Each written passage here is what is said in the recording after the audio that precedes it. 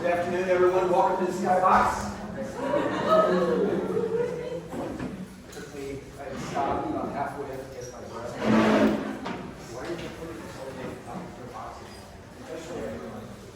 So here we are. We have a full house. So we're looking forward to having a nice conversation. My name is Steve Bushwicker. This is AJ Gade.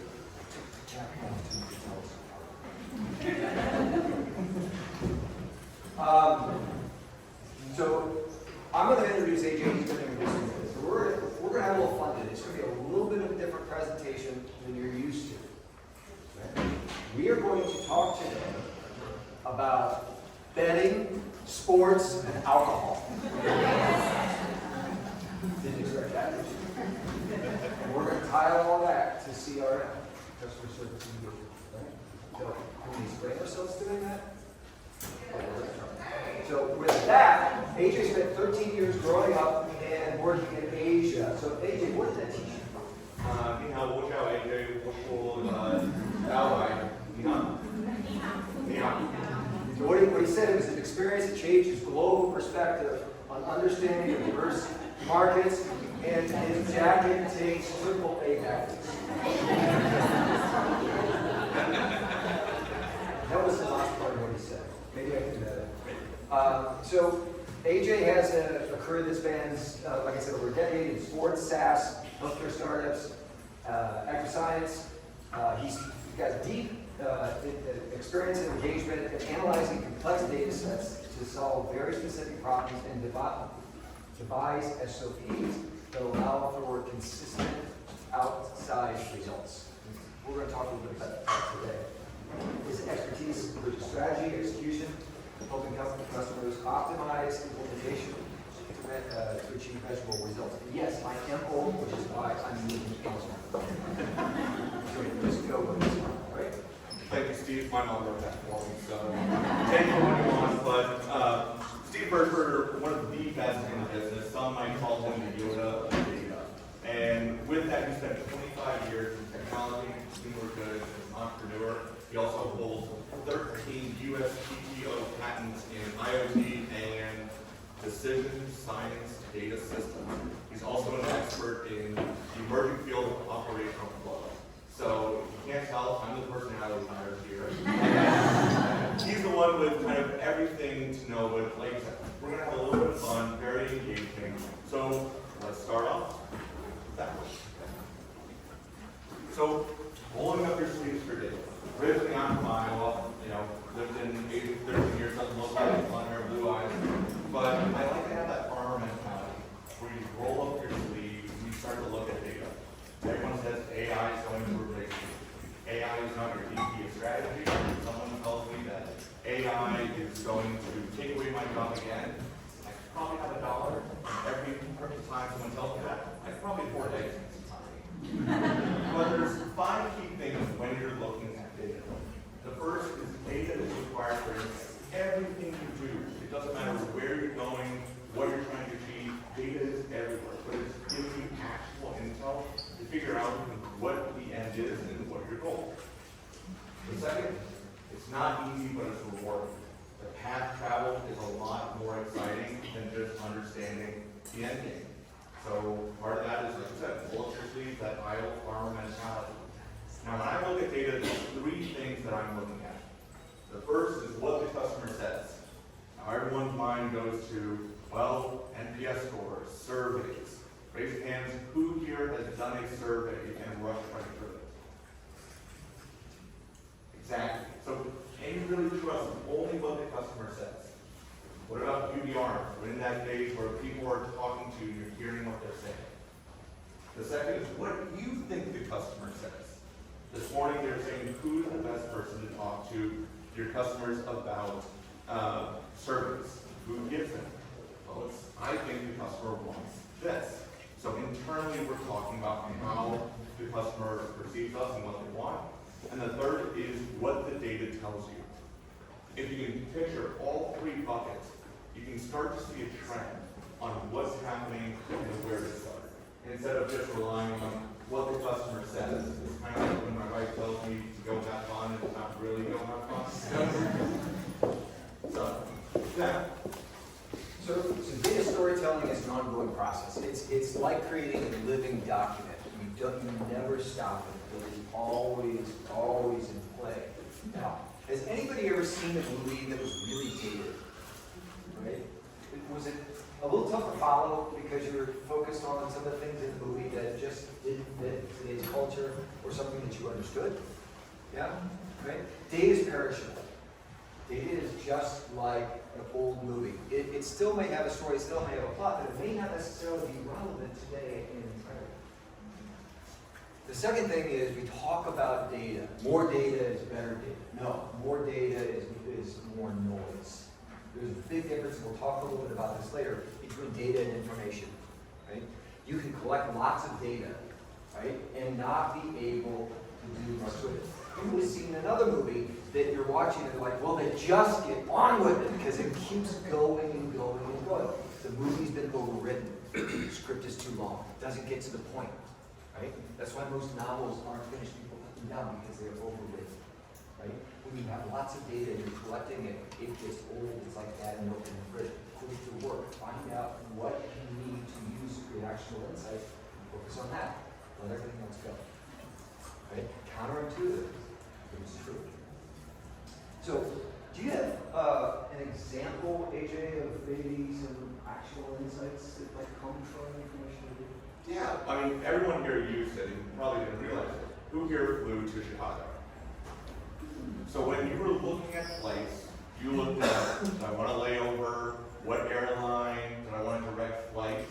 But did you notice, and I fly American because I live in Texas, but do you notice how they put the percentage of canceled, on time, or delayed on your flights? Next time you do, most airlines do it unless you fly Spirit Airlines. I will not fly Spirit. But that's some of the actual insights to help you make decisions on, do I go with American, do I go with Delta, do I go with United, based on the numbers or the preferences.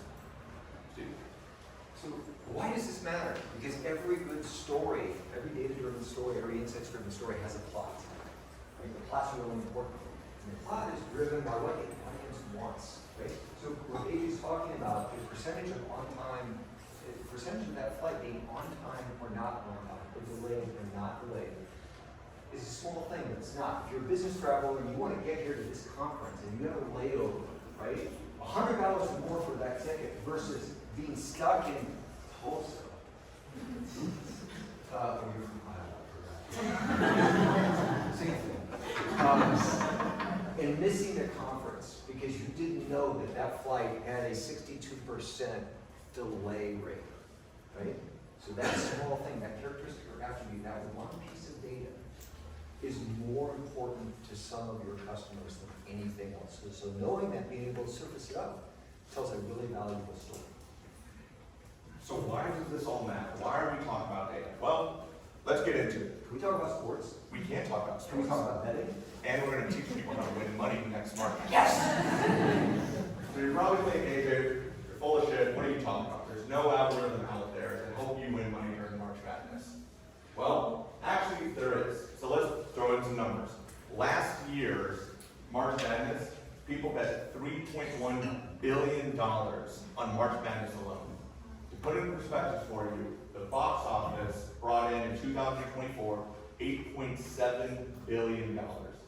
So a third of all betting happened here compared to box office. Now everyone knows, what do you pick when you have your team of 64? You think you have the perfect bracket. Well, the best bracket out there, no one's had it. Warren Buffett gives out $1 million if you can find the perfect bracket. How many numbers is that? It's a 1 and how many zeros? Quintillion? No, the one with the 1 and 6 zeros is a million, right? Yeah. Okay. But it's 1 in, 9.2 quintillion. Anyone know how many zeros that is? 18. What if my bank account look like that? But so everyone's looking at, okay, look at the number 2 seeds over the 15 seeds. The number 1 seeds, how many? Does anyone know when the last time a number 1 seed lost in the first round? Virginia. I bet you voted on Virginia. So let me help you with, how do you pick the perfect bracket? Well, the first, do you yes or do you no? And most people, when you're filling out your company bracket, ooh, I want to pick Duke because my daughter went there, or I like the color probably know you fans think you're going to win every year. But I want to pick a certain team because of their colors, family, and you're guessing, but you're not using actionable data to say, I know that this team is going to win. Then, what's the goal? The goal is to win. Play smart, have fun. Whether that's beating your best friend, watching your team go all the way, or winning a couple hundred or thousands of dollars. Now, I do have to make the disclaimer, bet responsibly. But, again, maybe $5, $10, you never know. Another method, start with the end in mind. Who is going to be the champion in your eyes? You have all this data behind you. How do we figure out who's going to win? And now we actually have to execute that. Steve, you want to add anything? Yeah, that reminds me of that joke. What is it? Of winning. It's if a bear's chasing you in the woods, you don't have to run fast. You just have to run faster than everybody else. Remind me never to go camping with you. So, we've talked about data, we've looked at it. Well, actually, we haven't looked at it yet. Has anyone heard of the 10-POM algorithm? Okay, perfect. KenPom since 2000 has successfully picked who will win the national championship, and he breaks it up into tiers. He looks at 5 key items, 5 key sets of data, all before the tournament starts. So the first he looks at, has a championship team been in the top 57 in offensive efficiency, defensive efficiency, and then one of my favorite metrics he looks at is in the middle of the season, who's ever in the top 12, week 6, AP poll, they have some of the best chances.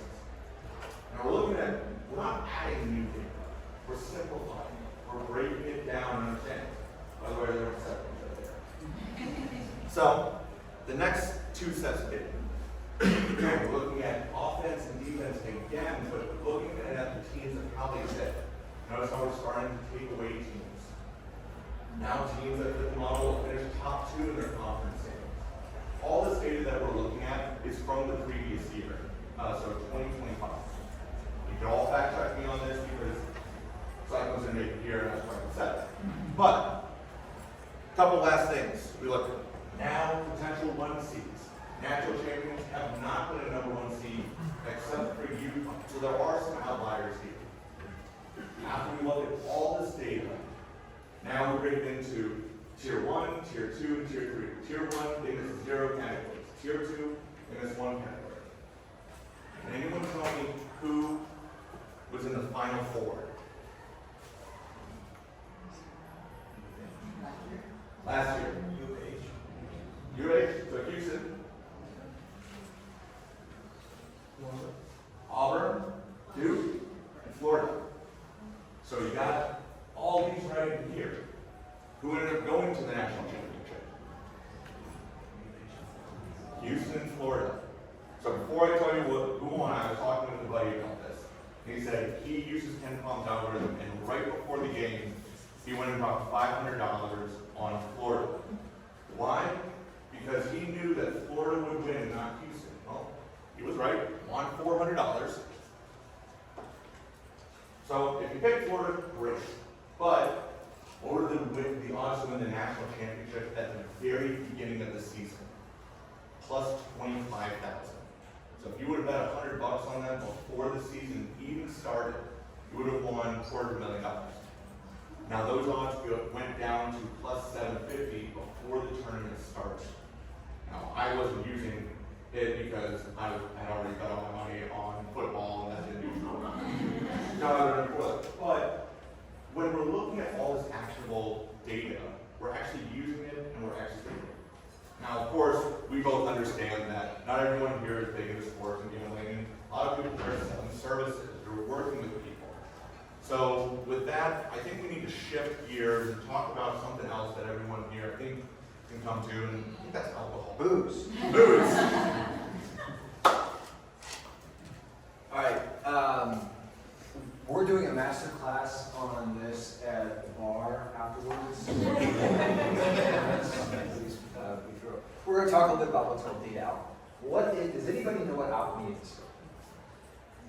Right, so back in the Middle Ages, it was believed that you could turn base metals such as lead into gold, right? So data alchemy is how do you create something of lesser value and turn it into something of greater value? That's the outcome. That's really kind of our focus. To do this, you have to start at the end. You have to begin with your customer's intent. You have to really understand what the intent is. Okay?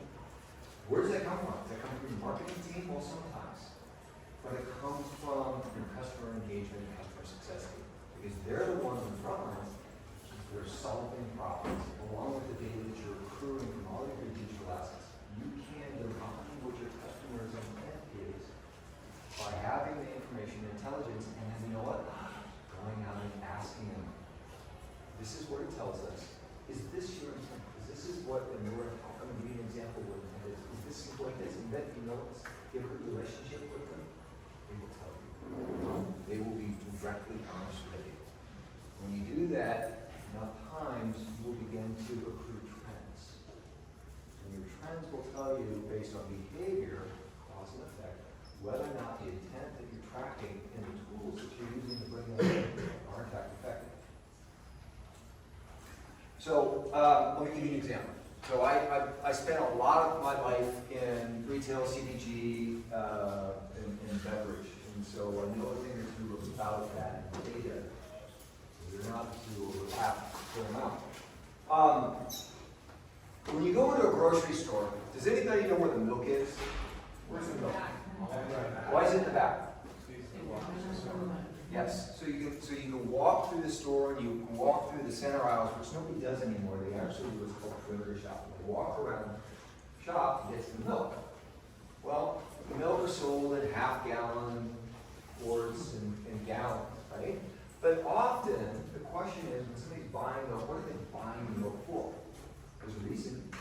There's a reason because that they have a 6-year-old child that loves Fruit Loops, sugary cereal, and they ran out of milk, but they got an entire container of sugary cereal. So the kid's upset because they can't have sugary cereal with orange juice in it. So they go to get the milk. Right? But the problem is, when they go to get the milk, the brands in the grocery store, they're not thinking about milk. They're thinking about customer intent and market basket. And they're also thinking about something we'll talk about in a little bit. What's the anchor in market basket? What is that customer whose intent is to shop for milk when they really need it for the cereal? What else are they going to buy? And how often do they come back and do that? So are they buying it in a consistent frequency between the milk and the cereal, and the other things that go in the market basket? What draws them in the first place? Usually not the milk, it's something else. And that's the anchor. It's the characteristics and attributes of that anchor, which is what brands like Tyson, Kellogg's, ADM, brands like Publix and Kroger, all understand. Right? So you want to begin at the end. That shopper, when they're walking in the store, to understand why do they need milk. So when you uncover these anchors, you then have to then determine where your relationship with them is rooted. What do I mean by that? Right? If you have an anchor, so let's go back to the example AJ talked about. All of you flying into Chicago, you look at a flight on American Airlines to Chicago from Dallas that has a 42% delay rate. Right? That's important business crashers. When you're American Airlines, and you do a lot of business between Dallas, Fort Worth, and Chicago, your anchor, which is important to your business customer, sucks. Right? You can market it all day long, you can do price advantages all day long, but when that Oracle salesperson who hops on the plane to come here to close the deal he needs for that quarter misses his flight, misses the meeting, misses the quarter, it doesn't matter what you say or what your discount is. Because your anchor, the characteristics and attributes that you have as relates to that flight suck. So you need to fix the system, not the message. That's your outcome. That's where your advantage lies. Okay. Now we're going to get into some fun stuff. Anybody here had barefoot Chardonnay?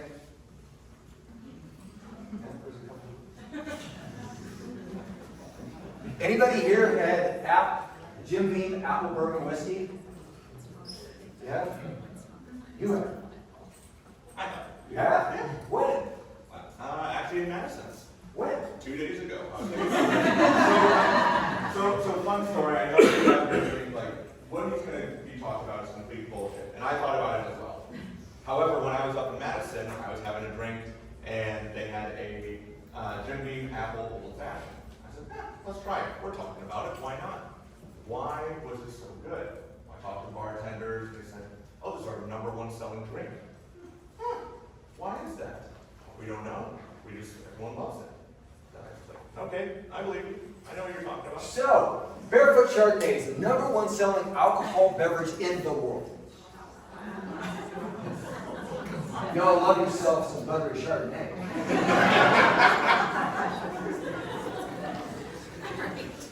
I don't see it, but what the hell. So Brown Foreman called us up and said, hey, we want to create the next premium bespoke bourbon whiskey. We looked at the data and they go, we have loads of data. We have data coming out of our pockets. And we looked at it and we studied it and we used what's called vector-based databases, so really graph data structures, right? They're fed by LLMs.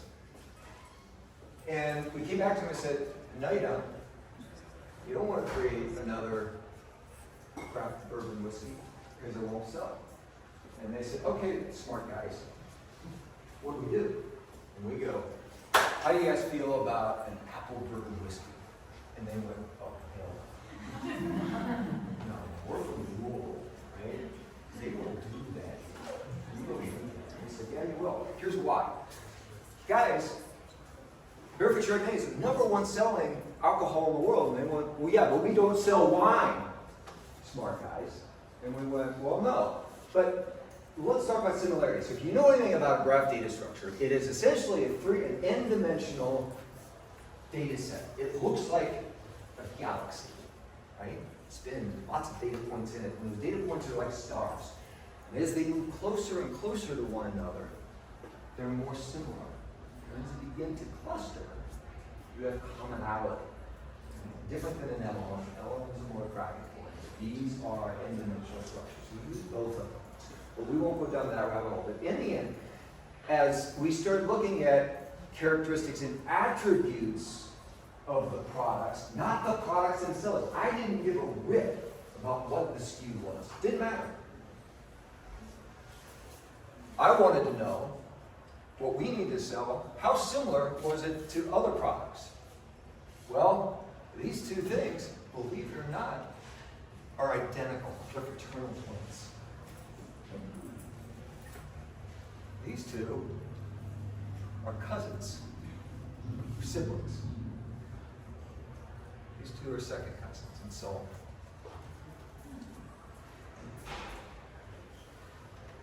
So when you look at an anchor, in this case, a flavor profile. What is the flavor profile or the anchor of Barefoot Chardonnay? Well, let me read it to you.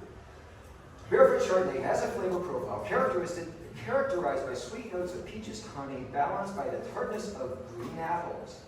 Wine also features hints of vanilla and an overall experience designed to have bold flavors of sweet finish and medium body.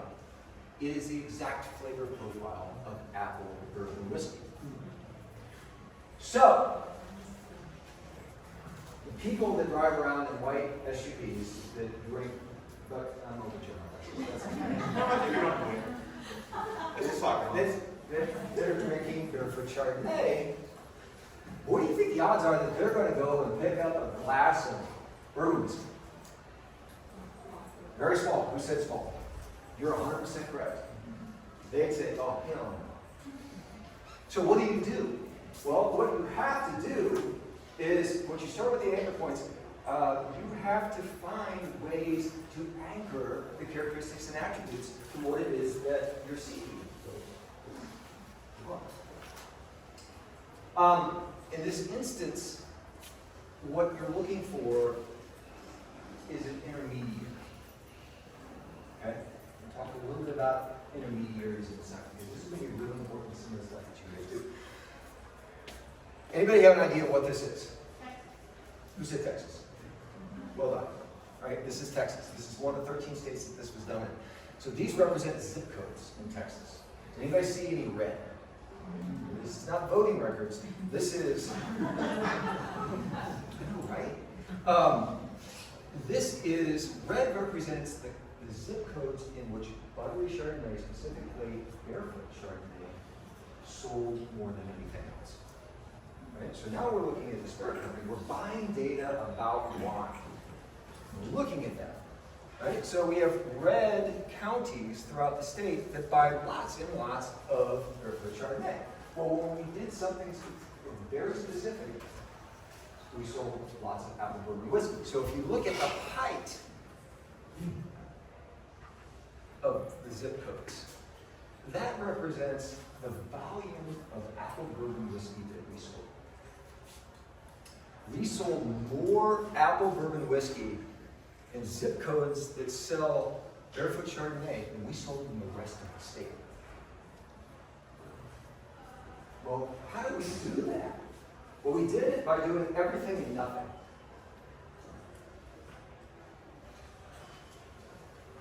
We did it by doing everything and nothing. Well, what was the everything we did? We created a cocktail. Actually, the cocktail was invented here in Chicago. Mixologists here in Chicago came and said, we need you to create a cocktail that has the characteristics of barefoot Chardonnay. So we did. We said, can't use the barefoot Chardonnay. You have to use the apple bourbon whiskey. So he created that, created a QR code, merchandising, and retail establishments right next to the wine, right? We put all the ingredients out there. People came with the QR code, they bought it, they were able to get a discount on their first purchase, and sales took off. So absolutely not. So it's important sometimes to hunt and know that what you're hunting for, you'll find through some intermediary by looking for something else. Right? So if you're looking for growth CAGR, compound annual growth rate within certain customers, you want a GRR or an NRR of X associated with the customer. You gotta understand their intent. You gotta understand what's driving that. And is that aligned with what you have the capacity to deliver consistently? The promise, the execution. And sometimes, if you can tell an epic story that's counterintuitive to them, you will get their attention. Right? We changed some of the stuff up on today, and the room's relatively full because people learned that we were going to talk about betting, sports, and beer. Right? Counterintuitive to a conference. But here we are. The value of the story that you want to write, using your data and intelligence, the epic tale that's going to get people's attention, other than just another case study, is hidden in plain sight. Okay? It's hidden in plain sight. To win the game, you have to know what to look for, like we talked about. It isn't going to be generally obvious. It's just not. Right? This requires effort. Right? But once you figure it out, it works. I'll give you a really quick example. Because I had a friend of mine who's a serial entrepreneur, and he said, Steve, I don't know, man, this seems hard. I said, it's not as hard as you think. It's hard at the outset. I said, but we happen to be at an NFL game at the time. And I said, Ryan, do you see that guy over there in the Buccaneers jersey? He goes, which one? And I said, well, that guy right over there. And so they were on the outside of the field. And he said, no, I don't see who you're talking about. The guy with the brown hair and the white hat and the glasses. No, I don't see him. Section 140, 6 rows up, 3 seats in. Yeah, I got him now. All right. So we go and we start talking, and I go, hey, Ryan, where was that guy? Oh, he's over there. Section 140, 6 rows up, 3 seats in. He knew where to look after the first time. Right? Once your teams figure out the algorithm of doing this, you have a massive advantage over your competitors. Because they don't know how to do this. If they did, or if they understood that how important it was, they would be sitting here today, and they're not. So what was different in what we did? Everything and nothing. We used the same methodologies, the same structure, the same software to deliver that apple bourbon whiskey to market and merchandising it as they had been using it for the past 20 years. We changed nothing about the delivery mechanism. What we did change was the music, not the instruments they played. Flavored whiskeys went from being exploding and a category leader to approaching saturation. And so now I'm going to burst the balloon. Okay? This has happened in every single business category. Hard stop. Cloud-based computing, SaaS software, beer, wine, cars, doesn't matter. Online travel booking, right? They're all the same. So, to continue with our theme of alcohol, we're going to switch it up. We're going to talk about beer for a bit. Right? This is a bracket. And this is a bracket that is a snapshot in time in 2008. So a little bit ago. Craft beer, when it was in its heyday in the early 2000s, and I happened to own a series of craft breweries at the time, thankfully I got out, but at the time it was exploding. We couldn't keep up. And we had beer categories that had subcategories, and then subcategories. And then by the end of 2009, we had subcategories. Okay? Because it was competitors copying what they thought worked. In this instance, we didn't just any longer have an East Coast IPA. Who's ever had an East Coast IPA? Does anyone know what that is? Yeah, okay. My friend in the back. We went to New England, hazy, juicy, triple IPAs using Centennial hops with an ABV of this and an IBU of this, served in a tulip glass. At room temperature. Sounds like a dog Starbucks. But that's what happened. And so these subcategories were clones and orphans of market leaders. And see the smudge along the bottom? What do you think that is? Name them. Yeah, these are brands and SKUs fighting for shelf space and discretionary dollar in the IPA category, not just the beer, the subcategory. Okay? When I first got into the beer business, one of our main distributors in 2004 had 42 craft beers on their book, what they sold. When I exited in 2014, they had 4,150.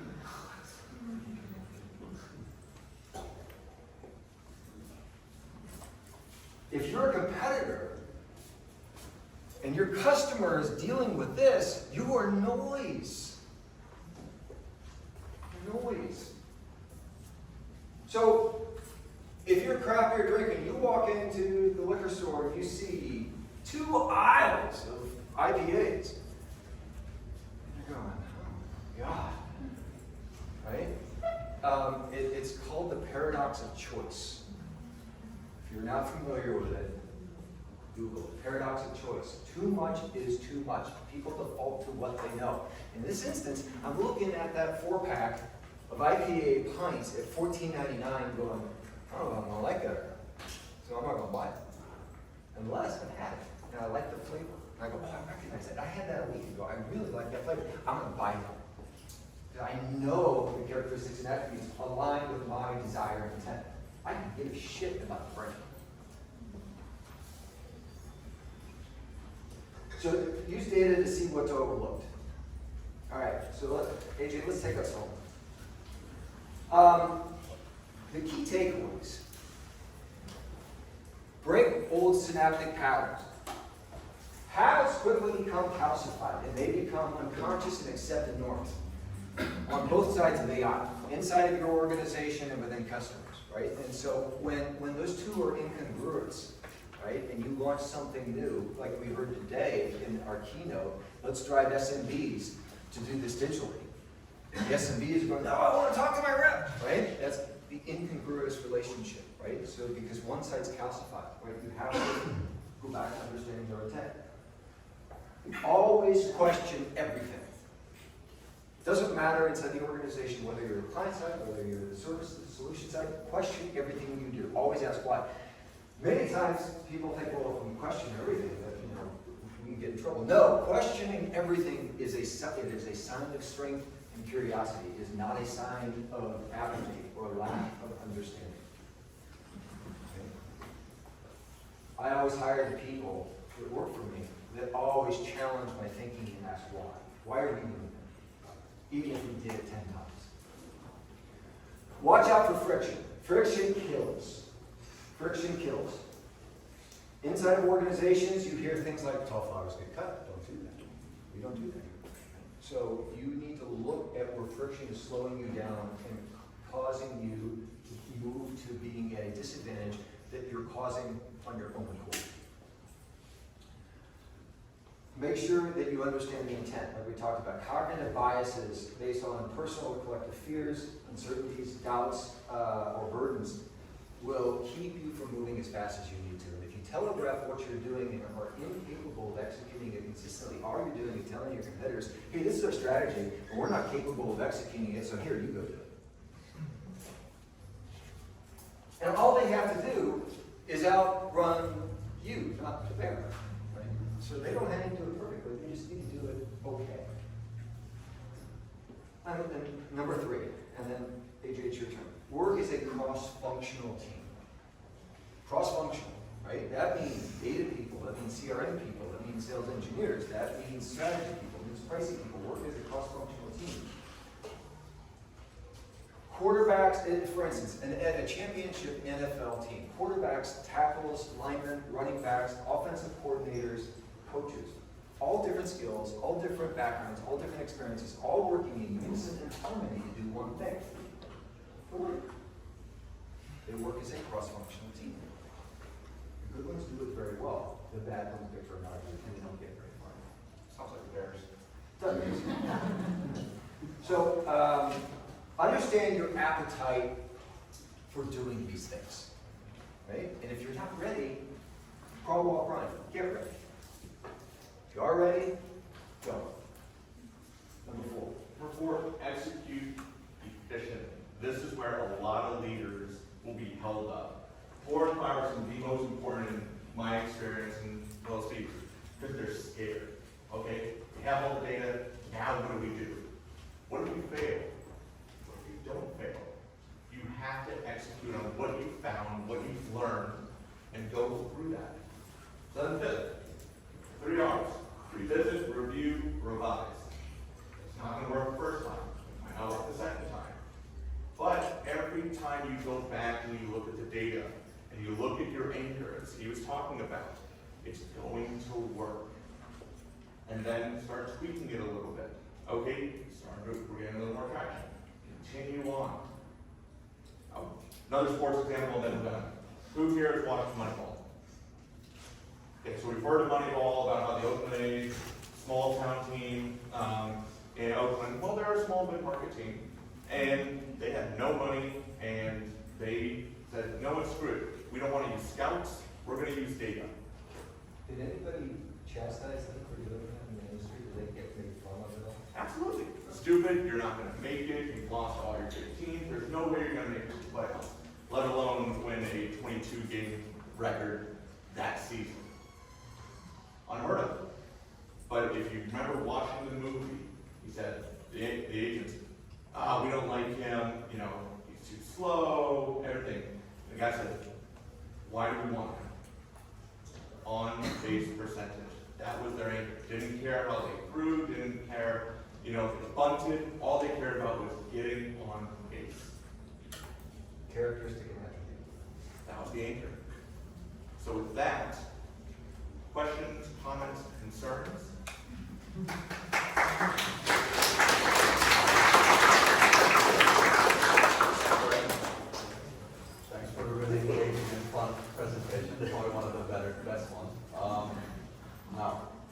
I know you said that case study is a bit like boring, but I would love to maybe ground this a little bit into kind of B2B stuff, so it's maybe context for a lot of us. So if there's any, I don't know, how we would use data, like intent on that. Right. So if you think about a book, okay? So you have a book, and that book tells a story, right? And maybe it's a technical story or a historical fiction, okay?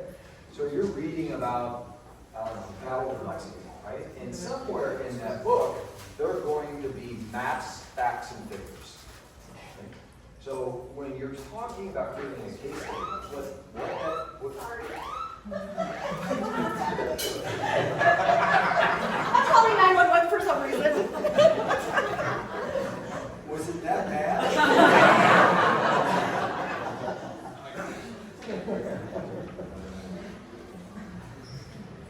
The story is designed to engage them, right? But the story doesn't have the facts and figures. So the story is going to be believable to a point unless they've experienced it.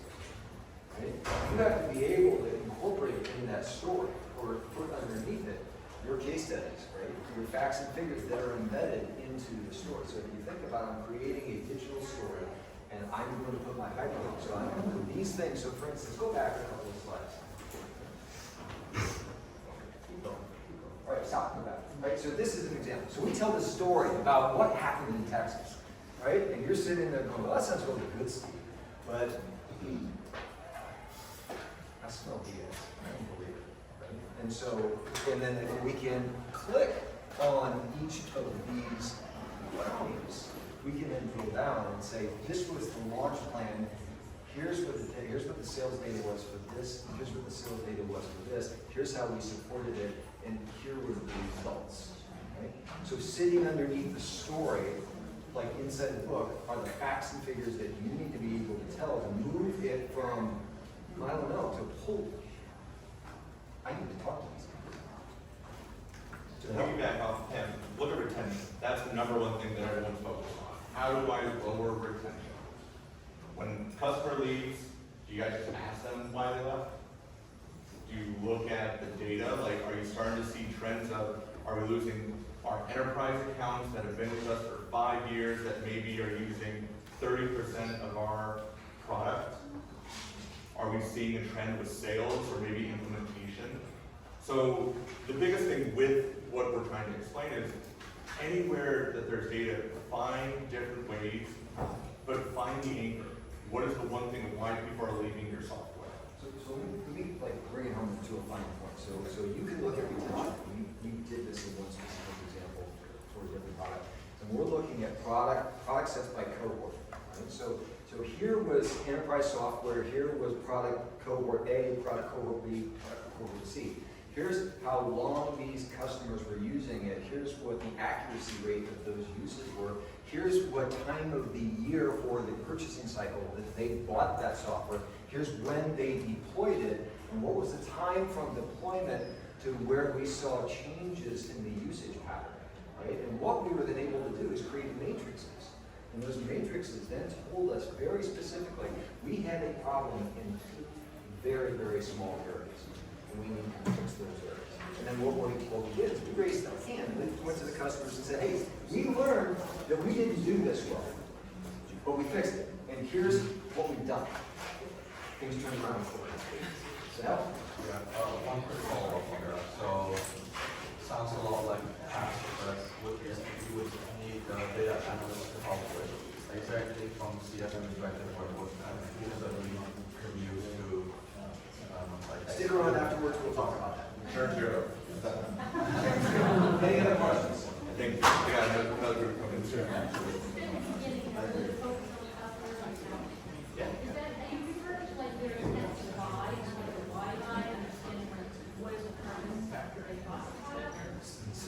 Yes, but, so if you want more details, stick around, we can chat about it so we don't get your conversations. Right?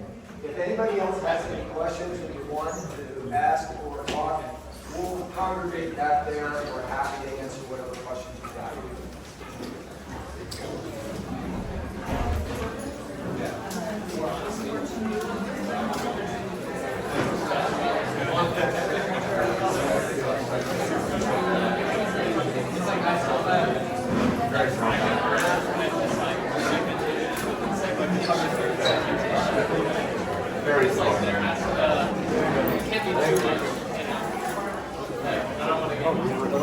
Yeah.